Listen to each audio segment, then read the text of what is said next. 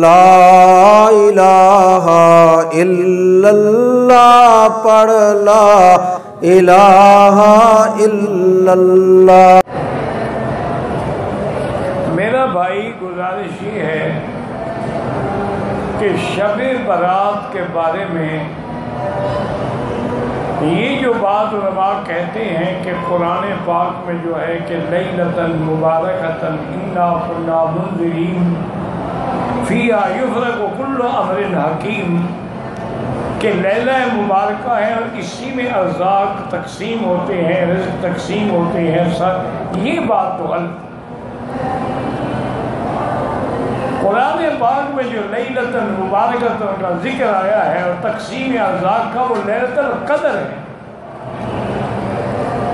اس سے مراد 15 شعبان کی رات نہیں، لیکن بعض روایات میں ملتا ہے کہ شب برات جو ہے اس میں بھی اللہ تعالیٰ مجرموں کو بری فرماتے ہیں، اور آنے والے سال کے احوال جو ہے وہ بھی فرشتوں کو مطلع کرتے ہیں،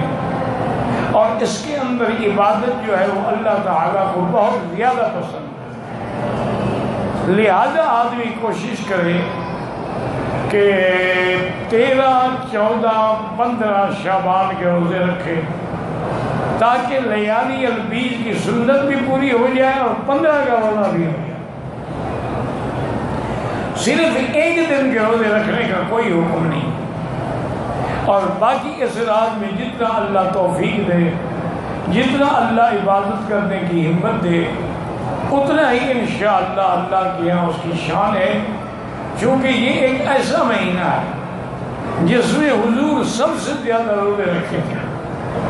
اور حضور دعا کرتے تھے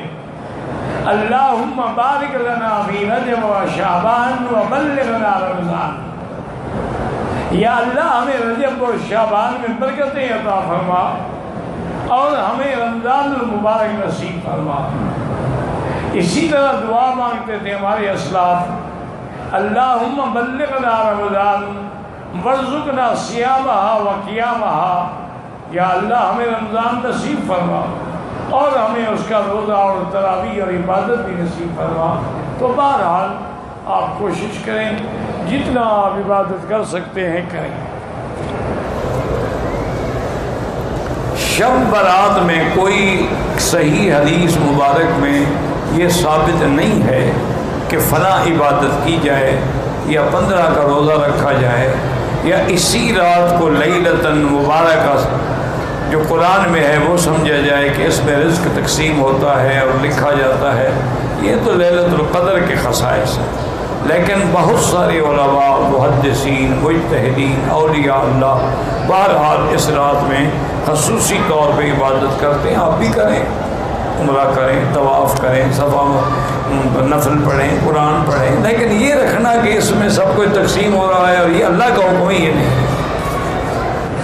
شب برات کے بارے میں کوئی حدیث مبارک صحیح نہیں ملی آج تک، لیکن اقوال علماء، مجتہدین، محدثین ہیں کہ یہ بڑی برکت والی رات ہے،